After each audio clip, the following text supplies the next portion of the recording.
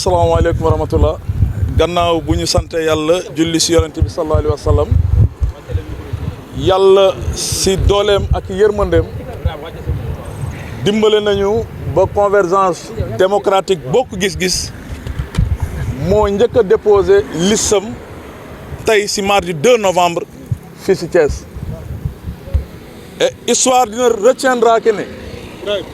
inchallahu rabbi au soir du 23 janvier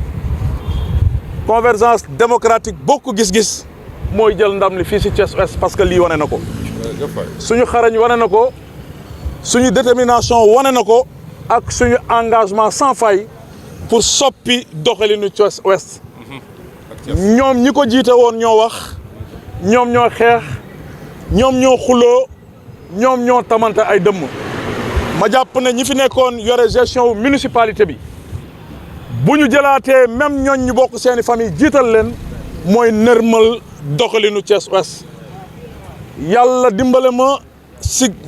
yërmandem ay ndaw yu dëkk Thiès ak i mag ak i jigéen ñii ñoo xam si parti politique la ñu bokk ñii ñoo xam si société civile bi la ñii moo xam ne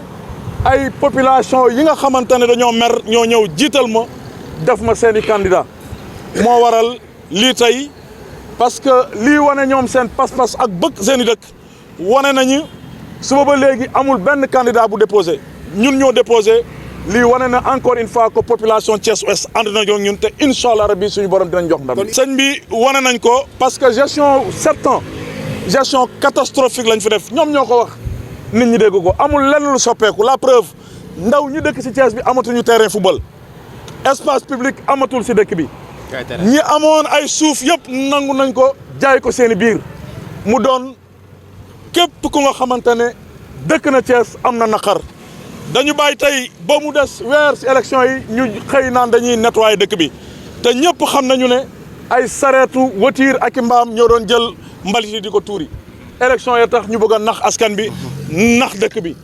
naxee baay bi font bi ak càcc bi dafa doy ñun pare nañu pour soppi doxalinu réew mi maa ngi tàllal loxo comme ni ma tàllalee woon loxo frustré yi nekk si parti politique yi ak ña nga xamante ne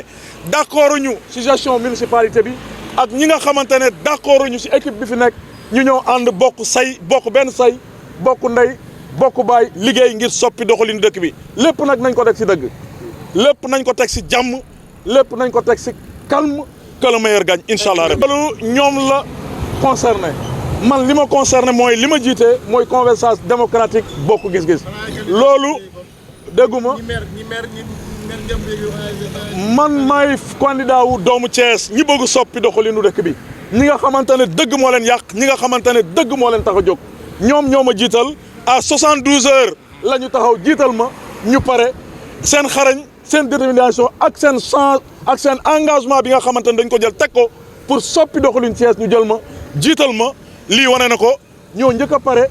pour ñëw déposer maa ngi profité di féliciter di remercier l'administration territoriale di gërëm ak cant gu amul benn ab le préfet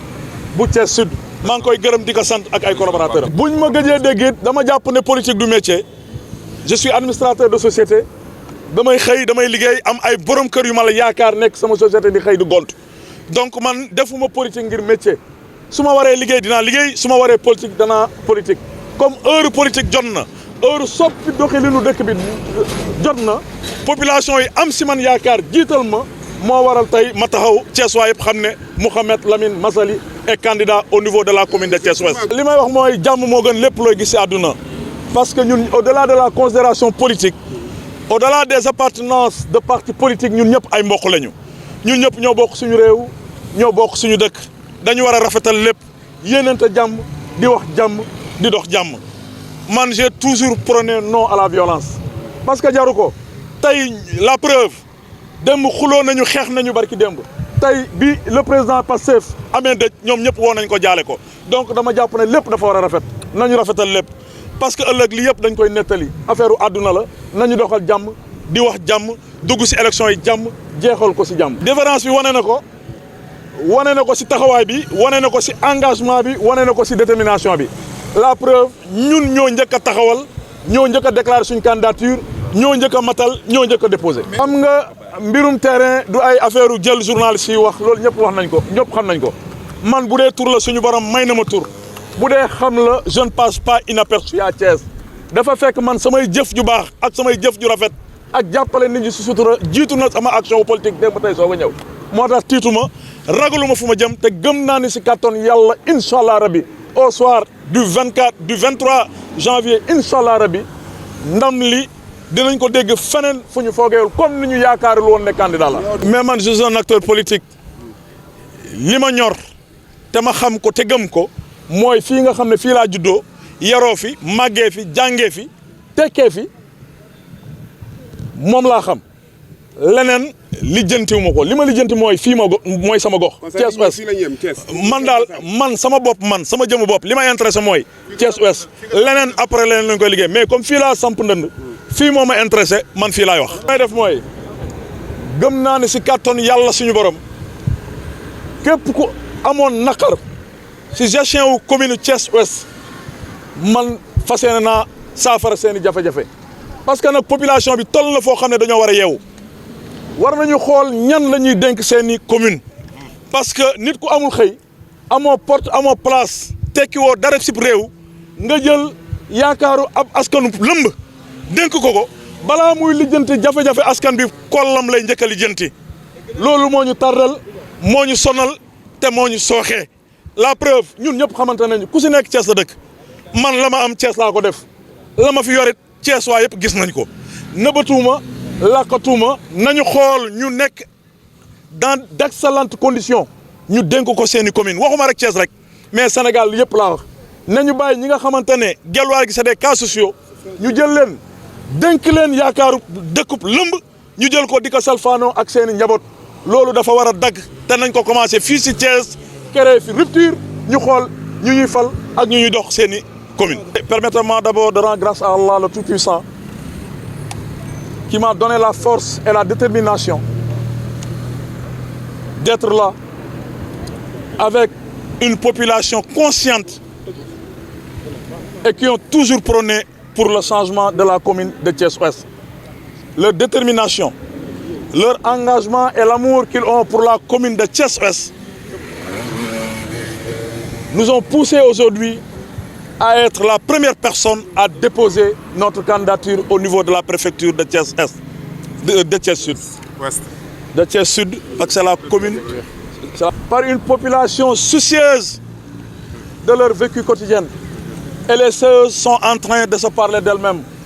Et je m'avais emprunté l'adage d'un dicton chinois qui disait que le mensonge peut faire le tour du monde le temps que la vérité mette ses chaussettes. Vous l'avez vu comme moi et mes amis qui sont là, présents, que rien n'a été effectué à Thiès Ouest. Vous l'avez vu. Il n'y a plus de terrain football.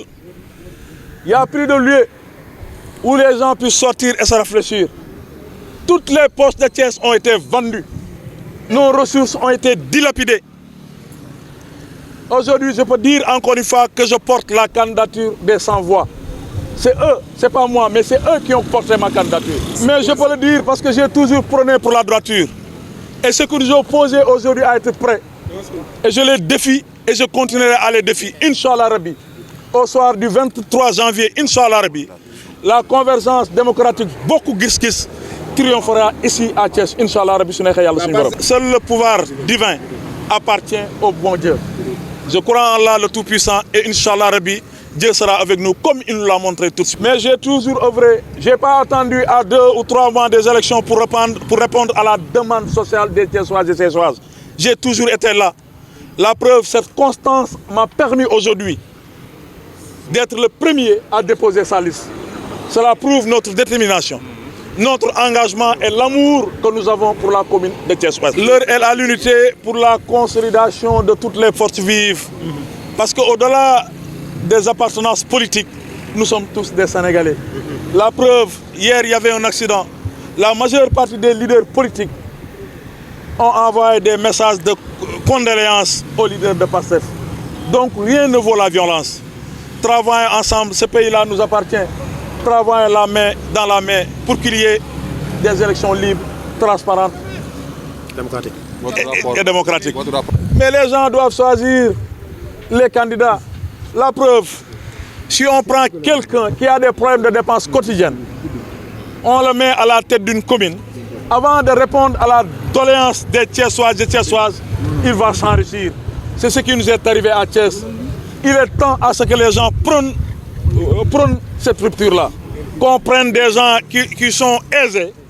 qui ont une capacité financière pour pouvoir répondre à la demande sociale des Thiessoises.